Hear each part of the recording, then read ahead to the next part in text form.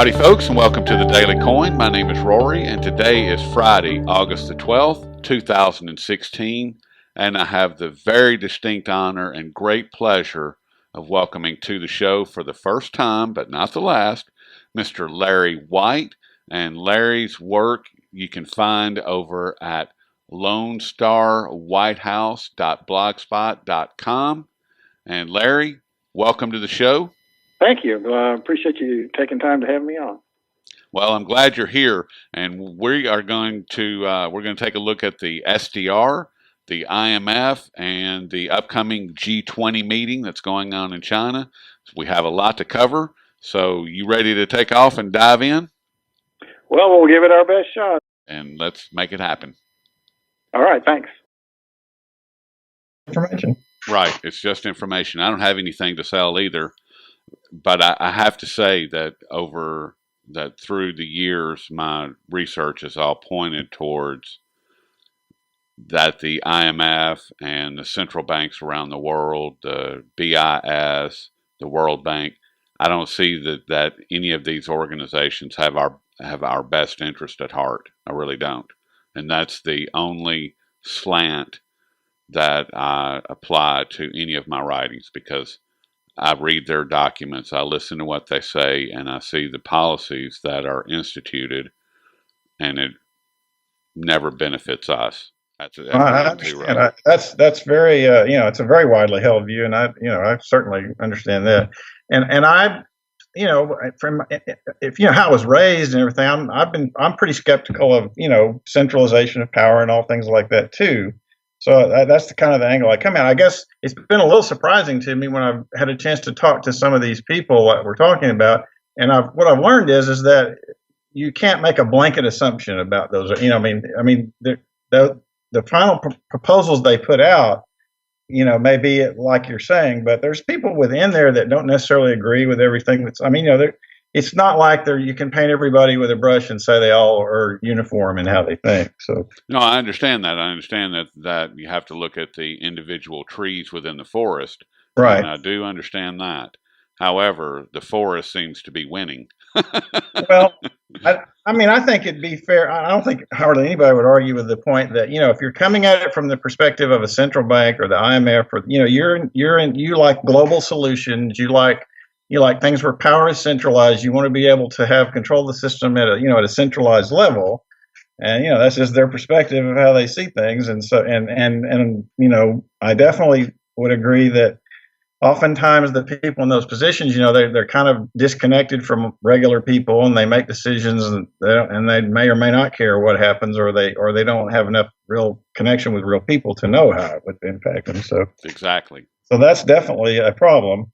And I've actually, in my minuscule way, I'm sorry? It's a huge problem. Yeah, I agree.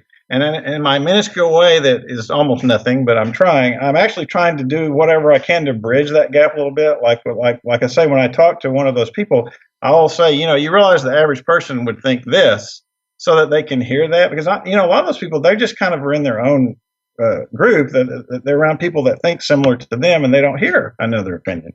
Right. And so at least they hear that. And I'm surprised a lot of times they come back and say, well, I agree with that. So it's just, that's what I've learned, I guess, in this process, is that you have to take every person individually. But I hear you loud and clear on what you're saying on the organizations and the policies and all that. And I try to stay away from commenting or giving an opinion on my blog, because I'm just, I don't want people to come to my blog and think I'm trying to get them to believe what I believe. I want them to think that, here's the information and you form your own opinion, but I do want to give you both sides so that you can make a better opinion. Right. And, just recently, I don't know if you're familiar with the Group of 30 or not. Oh, yeah. See, and I just was introduced to this group back just on August the 4th. Mm-hmm. Found a link over at Mr. Pringle's website, The Money Trap. Yeah. Yeah. And followed it, and I was shocked, to say the least. And in the article that I wrote to introduce my audience to this very highly secretive, in my opinion, group of individuals, is if their intentions were honorable, then why aren't they addressing policies like Forex market rigging, like LIBOR market rigging, like gold and silver market rigging, all of which have been proven in a court of law? But none of the policies that the Group of 30, the IMF, the BIS, the World Bank, any central bank, none of them, not a single one, is writing anything that addresses these crimes against humanity. When you rig the Forex market, when you rig the LIBOR market, those are crimes against humanity. Because if you have anything, if you as an individual human being on this planet have anything to do with currency, or if you have a loan of any type anywhere on this planet, then you are directly impacted by this market rigging, by this manipulation, where these people are skimming massive profits from these markets. Those are crimes against humanity, in my opinion, and there's no one addressing that. There's No, none of these groups or organizations are addressing that. So that brings into question for me their what is their intention? They have no honor. What is their character? If they're not, if what is their intention? If your intention is to influence policies, if your intention is to influence regulations and laws, why aren't these on the table? You know what I mean? I mean, oh, and sure. that's I kind of think, it's I think like, everything you said are very valid questions and concerns. I think there's lots of people that feel the same way. I mean, look at what's happening. The Brexit vote. I think most of the Trump supporters would, feel the same. I mean, I think that's not an unreasonable set of questions to ask at all. no, I wouldn't. I I'll don't just think so. with Robert Pringle. I mean, again, you just got to understand. I didn't even know this person 3 months ago. So he was the former executive director of that group for 8 years. Really? And I've just been stunned that he would even answer an email to me, or talk to me. And so, but he does, and he's very nice, and he'll answer any question. And a lot of the things that you said, he feels somewhat the same way. And that's what's been surprising to me. I mean, he's reached a real point of frustration. He looks around. Did you see the article I ran where I quoted him about what he said about the current policies? I must have missed that. Okay, yeah. This about a week or so ago, I've got an article on my blog. You can look it up. Where he gave me a quote. If you got a second, I'll read it to you. Please. Okay, I just blew my mind because I wouldn't say anything like this. But I'll read you what he told me. And he gave me permission to use it. And he basically says that any help I can give them, the people like him that are trying to help improve things, and that he's appreciative of it. So that's what I mean. Was real surprising to me because I would have never imagined someone like that would be that way. So he wrote on his blog, you've probably seen, he wrote these articles about current monetary policies are immoral as well as ineffective. Yep. Okay. All right. So I featured his blog articles, but then he gave me this quote to add on. He said, Larry, current monetary policies, I'm quoting him here, are immoral because they weaken the institution of money, the crucial coordinating mechanism of every society. Following the inequitable allocation of losses from the 2008 Great Financial Crisis, policymakers are knowingly further widening inequalities and divisions in society. These monetary mandarins treat people as tools to the realization of ends that they, not the people, have chosen. They also view people as so stupid they will not understand what is going on. That's a direct quote. See, and that needs to be widely known. I think you'd probably agree with that quote. I agree wholeheartly with that. But see, he's the former executive director of the Group of 30. That's what's been surprising to me. As I work on this, I would have never dreamed someone like that would give me a statement to use like that. I'm stunned. Well, I was too. So what I'm trying to do, like when someone like that, he's putting himself out. I mean, he's criticizing people that he knows here. I mean, and so, I mean, I don't know if you know much about him, but I mean, he's the editor of centralbanking.com. I mean, he knows every head of every central bank in the world. He knows people like Paul Volcker. I mean, he's very highly connected. So, and he knew I was going to make this statement on, the blog. So, that's pretty courageous in my view to be willing to make a statement like this. So what I'm trying to do is anyone that's like that, I just try to make sure the information is people know it's there and, that they're aware that there are people like this that exist. Well, it sounds like that he actually has a soul, and that comes across to me very, very straightforward guy. Every email I've had with him. Yeah, see, I mean, and for me, it's a lot of it. I just look at it and go, well, that person couldn't possibly have a soul. I mean, for them to institute these types of policies that run contrary to everything that is good, and how these policies get, foisted upon us without any regard, seemingly without any regard for the people, except for, well, there's this whole group of ATMs out there, and we need to extract as much wealth from those ATMs as possible. You and I look at it and go, well, that's a group of human beings you're talking about. And that's where some of the real problems come in for me is that back in 2008, when everything kind of crashed and burned, is the Federal Reserve, in conjunction with the United States Treasury Department, came out and boldface lied to not only the American people but to the entire world, and said that all of these issues that we're having are due to a situation with the bank, with this one or two banks, when in fact it had to do with the Federal Reserve itself.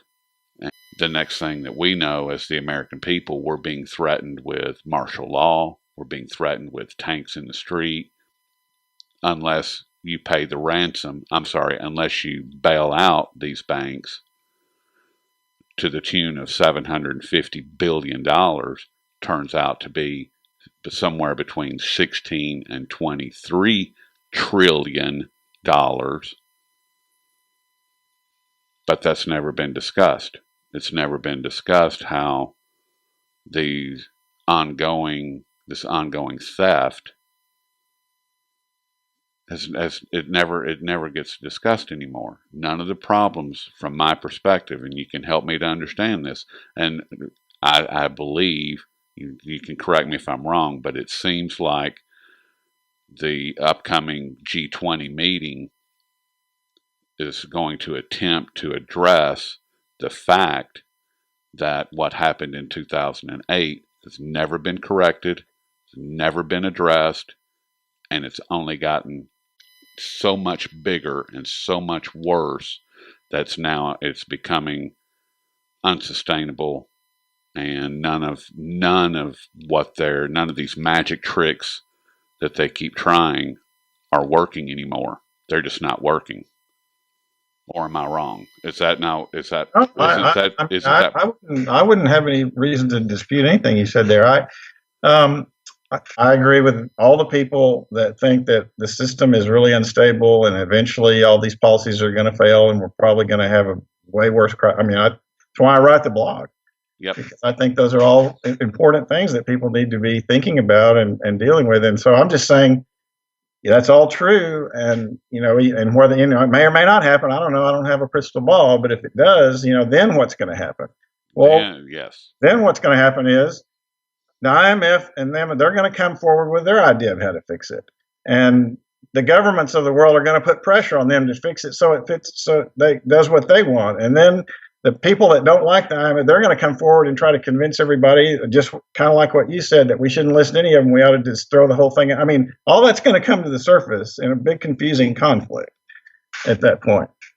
So all I'm trying to do, I can't really resolve all that. I'm just an accountant that goes to his job every day.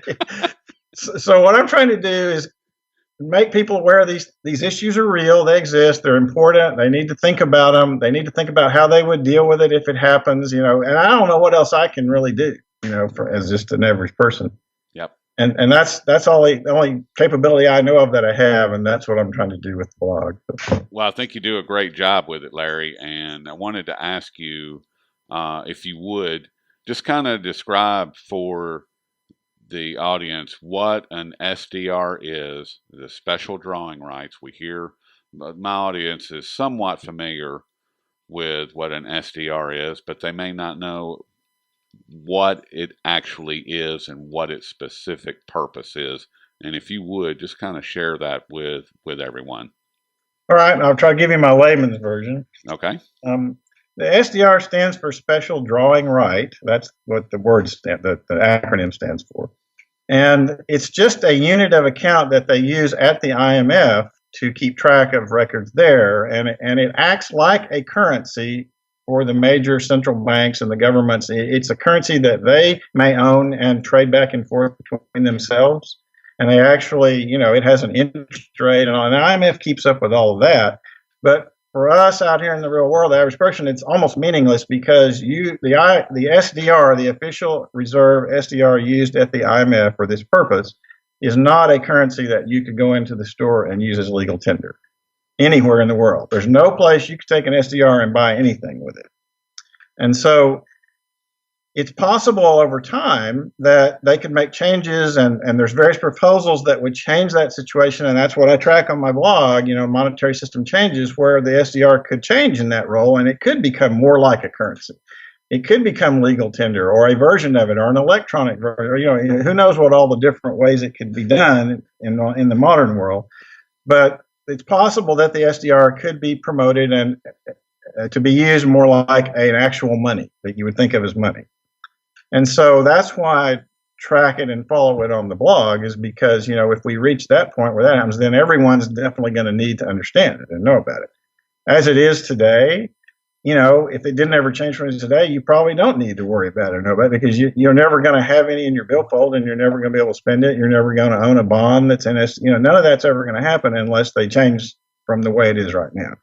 It's interesting that you use the word bond, because right now, and at the upcoming G20 meeting, I believe that's on the table as far as one of the topics of discussion is reintroducing an SDR bond. They tried this back in the mid 70s or the early 70s, and they discontinued them in 1980 because they never took off, and people weren't interested in them. I think that there's a little bit more interest in them now because of the financial situation that we have on a global scale.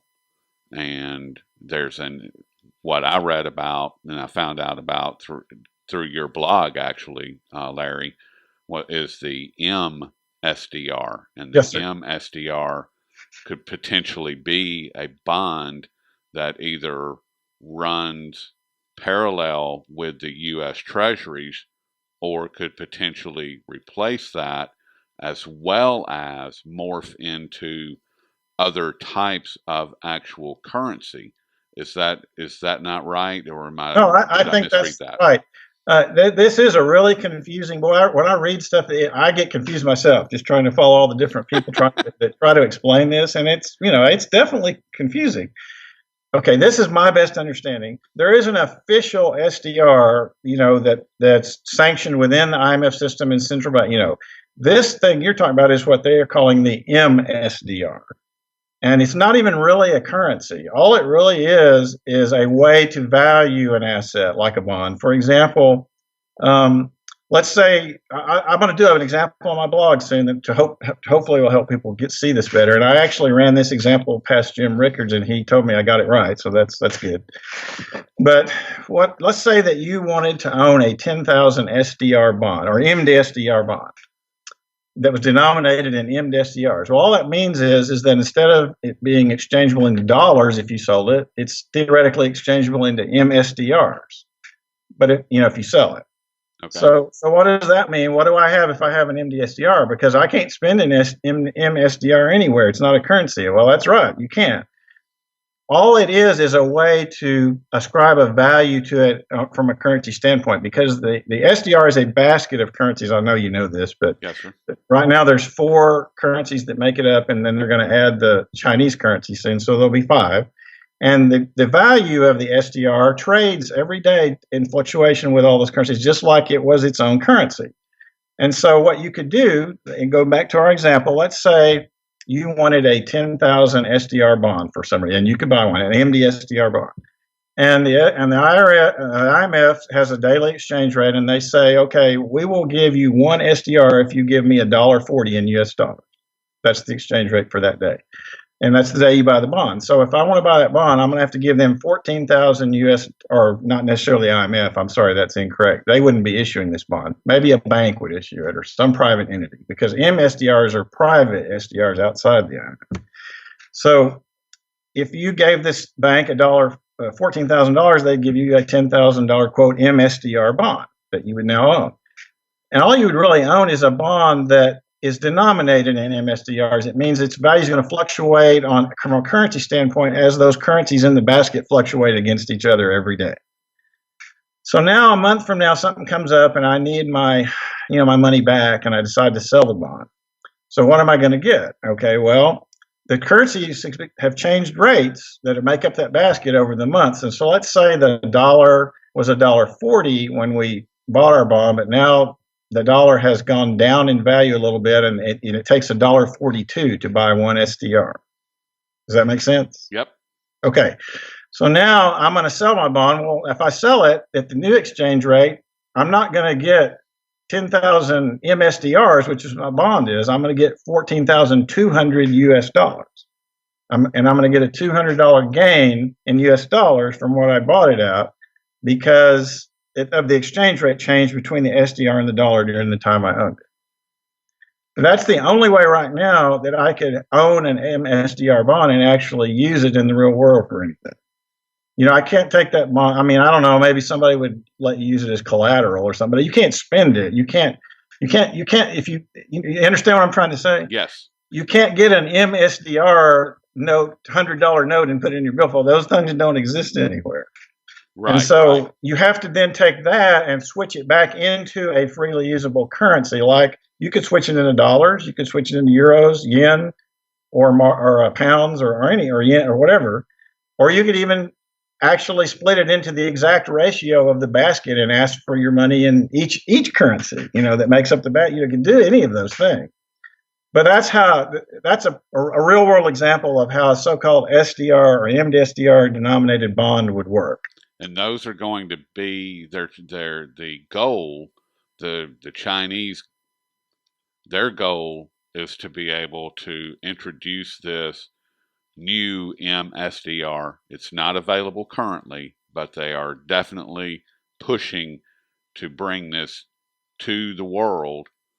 And one of their goals is to be able to offer it just like in the example that you used there, Larry, as far as you and I, any individual being able to go into a bank and purchasing or acquiring these bonds.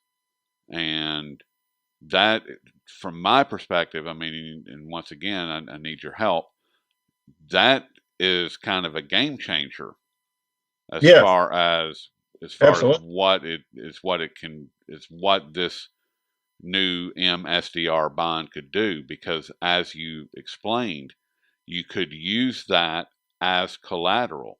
And from my perspective, at that point, if I'm using something in that manner as collateral so I've gone into my local bank.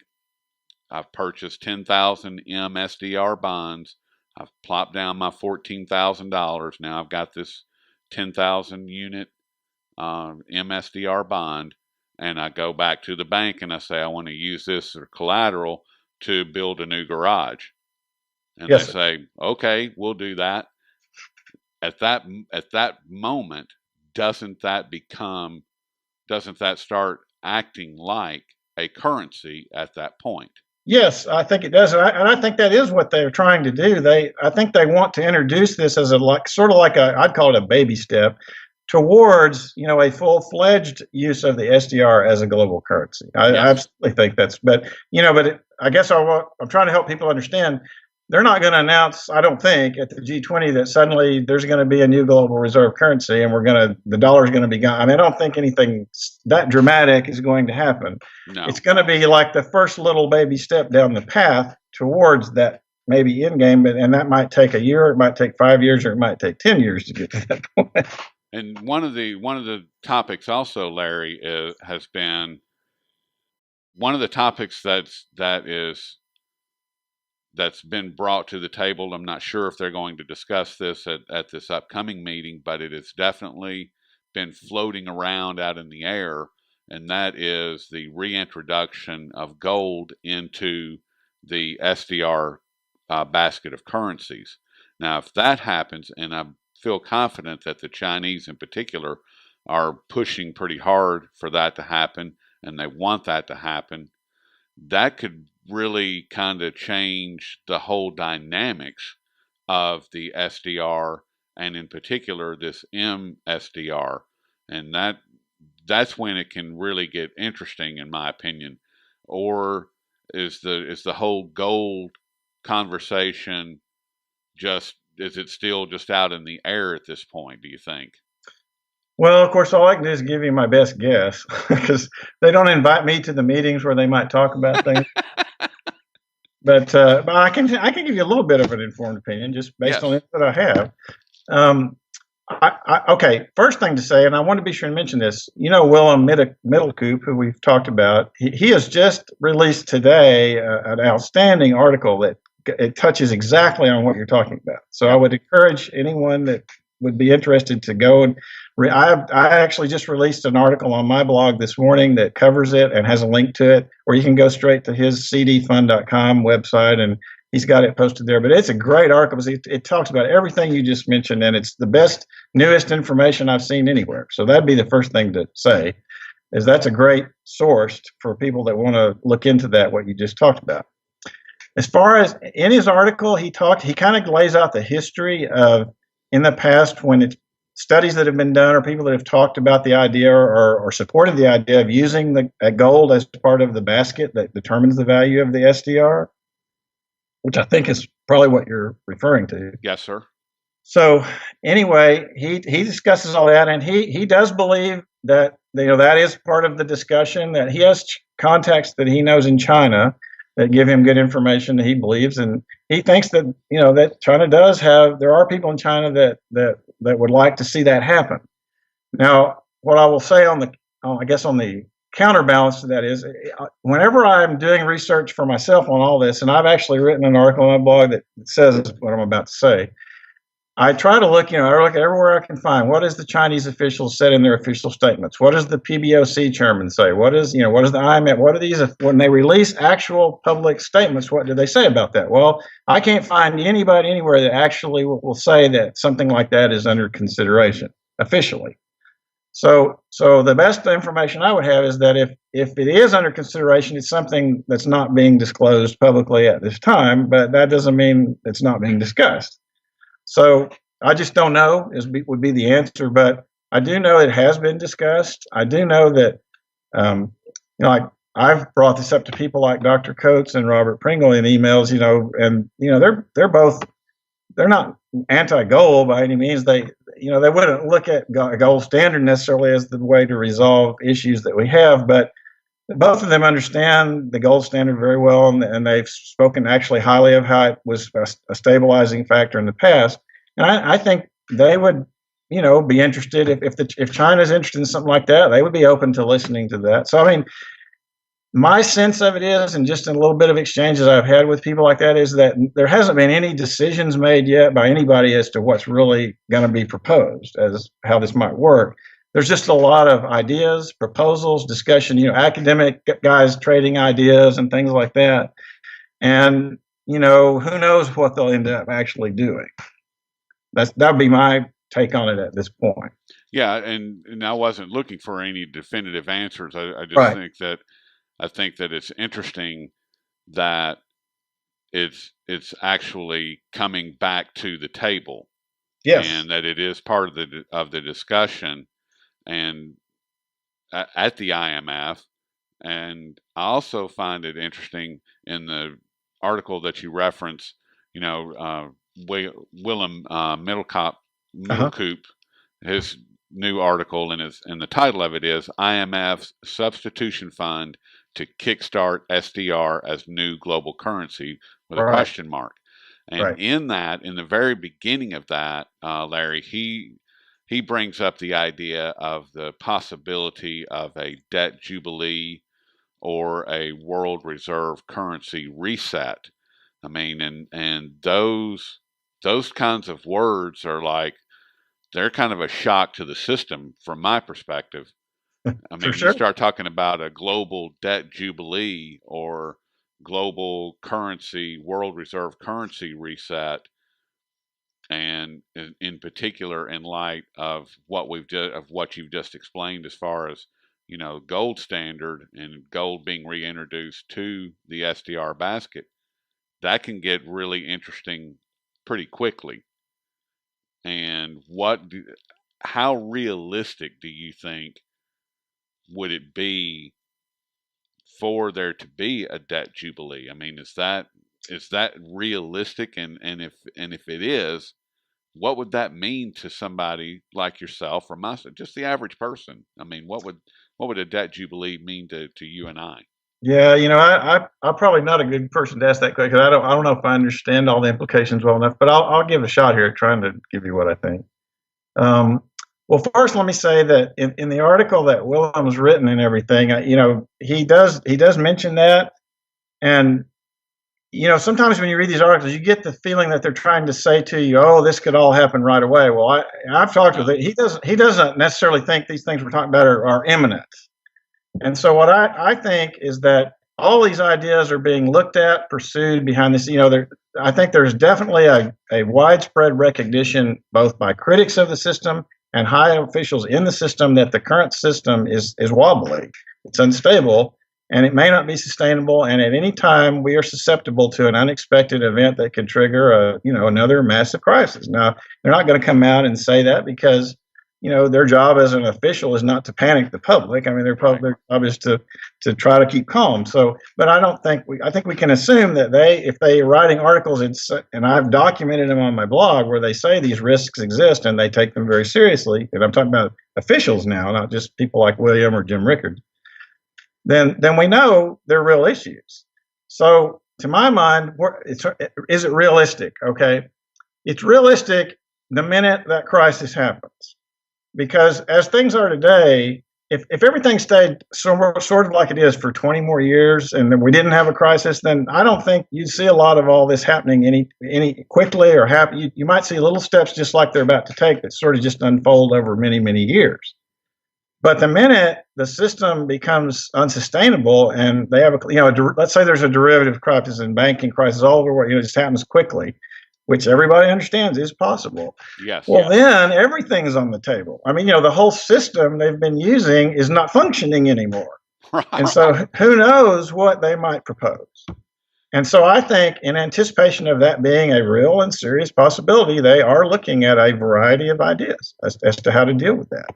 Yeah, and I think that, in my opinion, this is pure speculation on my part, is that in the order of the way they would do it is that they would first try to do the similar types of things they've already been doing, QE, until that completely doesn't work.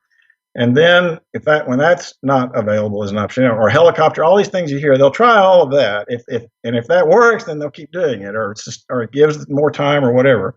If it doesn't, then they'll just take the next step down the path they have to take to try to restore confidence. Because at the end of the day, what they have to do no system is going to function unless most people will trust it. That's just the bottom line.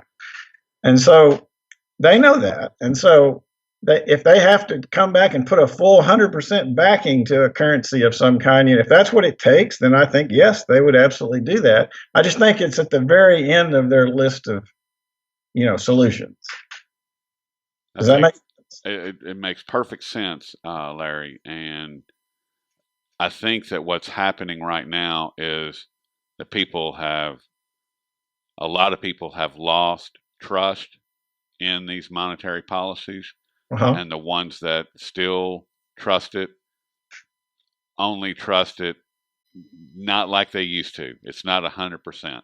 I wouldn't argue that. I think that you have people. There's definitely more general awareness that something doesn't feel right. That's something is wrong. Something is very, very wrong. It's not that it doesn't feel right. It's just plain old wrong, and it seems like that at any time, one of these derivatives that's just floating around in this extremely opaque black hole where derivatives live, that any one of those could come unglued, and all of a sudden we have an uncontrollable situation that is just kind of bouncing around freely from country to country to bank to system to system. There wouldn't be any control of that at all. I mean, look at what happened last year when Heta Bank in Austria, a small bank in Austria, blew up and their derivatives book blew up. 2 weeks later, it's affecting a bank in Germany. They didn't see that. They were able to contain it. It didn't get away from them. But something on just a slightly larger scale, I don't think they're going to be able to contain. Exactly. And that's a very realistic scenario that I've just described. It's already happened. And I've got on my blog documented warnings from both the BIS and the IMF about exactly that. They recognize it as a true systemic risk. It is. And so, it's what I'm trying to emphasize when I say that. The reason I go back to and why I document them on my blog is obviously people that are outside the system are critics. They say these things all the time. And that's one source. But when people inside the system are in agreement, I mean, I think we can all agree that that's a real problem. Time to pay attention. Yeah, right. That's what I'm trying to say. That's really the message I'm trying to get across. If you're the average person out here that only cares about the football game, you probably need to at least carve out an hour over here to start looking into these kinds of issues and problems and thinking about them, because they're real. And if you don't believe they're real, just go read what these officials are saying. Exactly. See, and that's one of the things that I really like about what I'm currently doing, which is researching or digging pretty deep into the IMF and the SDR in particular, because what the officials are saying and they are documenting is terrifying. I mean, and the people, and if you read their words, if that doesn't get your attention, then I don't know what else to say. I mean, all you have to do is read their words, and it's like, oh my God, these people are scared too, and they're in charge of the levers. Well, yeah, exactly. And now, of course, it varies. I mean, I'm sure there's people inside the system that are less concerned and they think they've got a handle on things and all that. And, I'm sure there's a variety of opinions, but there's definitely plenty of people, both former people like Dr. Coates and Robert and others that are still in the system that, well, I'll give you an example. Claudio Borio at the BIS, he's the chief economist at the BIS. I've got several of his papers and speeches highlighted on my blog. And he says very directly that we cannot continue this debt-fueled system. That in fact, I just had a article this week that he featured where he said that the current monetary policies are at best risky, at worst dangerous, and they risk calling into question the legitimacy and credibility of central banks. I mean, this is Claudio Borio. This isn't Donald Trump or something. I mean, it's a person who is highly respected in the system. And so if he's saying that, and then you also have Jim Sinclair saying that, and you have Jim Rickards saying that, and you have William Miller. I mean, as soon as you do a little bit of digging and try to learn about these issues, then you'll realize that there's a real widespread agreement that that problem exists. And it's very real. Yes, and so I'm hoping that people will. The first step that anybody has to take is to believe there's a problem. Right. Believe there's a problem. You're not even, you're not going to read anything or listen to anybody or do anything. So that's step number one. And then after that, I think the wisest thing to do is start trying to inform yourself and listen to the variety. Go to your site, the Daily Coin. Go to I go to alternative sites. I go to mainstream sites. I read everything Jim Rickard. There's great sources of information from all different directions. And so if you just take some time and start learning, that's the next step. And then I try to help people along the way with that on my blog, because I try to kind of do the work for them of going through all that and condensing it down, hopefully, to something that's easier to, most people don't have time. It takes a lot of time to do. It does take a lot of time. So I try to do it for people on the blog as best I can, but it's not going to be perfect, because I may have a little different thing I would think is important than they would. But anyway, that's step two. And then the third step is, now that you're informed, you need to figure out, okay, well, if all this stuff really happened, what would I do? How would I protect my family? You need to have a plan in mind. And I'm not going to tell anybody what that should be. That's not my place. But you need to think about it, and you need to have an idea what you would do, because you might really be faced with it, as hard as that is to believe, because right now all you care about is the next football game. But one of these days, it might be different. And then the fourth step would be to take action. Oh, absolutely. Because if you're not taking action and it's just running around in your brain, right, then it means absolutely nothing, and nothing is happening. That's exactly. And action is going to be an individual thing. I mean, I can't tell everybody what they should do. I know what I try to do for my family, and things like, I try to have an emergency fund. I think holding things like precious metals in that, or, I think all that stuff's important. But I can't tell another person who's in a completely different situation from me what they should try to do. Well, we're not trying to do that. I'm just saying that you need to do something. You need to do what is best for your particular situation. Absolutely. And what best fits your family and your family's needs. And then take another look just outside of that at your community. What is my part in my community? And how can I help them?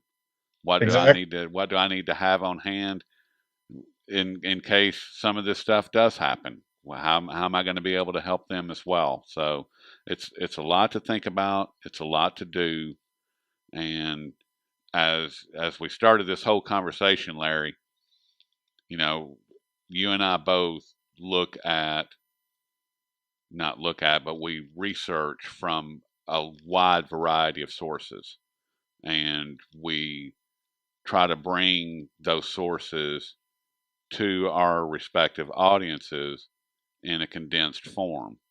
Exactly. And that's all that we can do. And I'm not trying to tell, just like you, I'm not trying to tell anyone how to do, what to think. I'm just presenting information. That's my whole goal.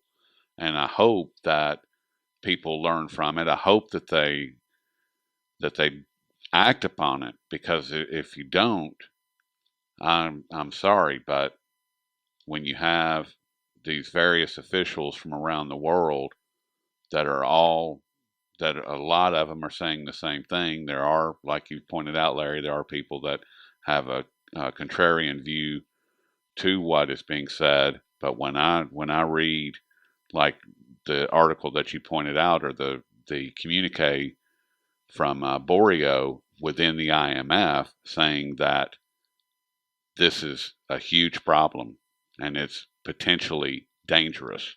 I mean, that's were his words. Absolutely, and I have a lot of respect for him. I've read a lot of his. He doesn't mince words, and I mean, I don't think he's trying to cause people to panic or anything like that. And I don't want to misrepresent anything he's saying, but I think saying this is a real risk. You need to take it seriously. I take it seriously. You need to take it seriously. That's what I mean. As far as listening to the people that are in control of the levers, this man is in control of the levers, and he's telling you flat out, you should be concerned. You should be paying attention to this because it's potentially dangerous. Well, we've been speaking with Mr. Larry White, and you can find all of Larry's great work over at LoneStarWhitehouse.blogspot.com. Larry, certainly appreciate all the knowledge and all your time this afternoon, and look forward to speaking with you in the not too distant future. Well, thank you, Roy, and I appreciate your willingness to let me come on and share the information. Well, we will pick it up in the near future, and you have a great weekend. Okay, you too.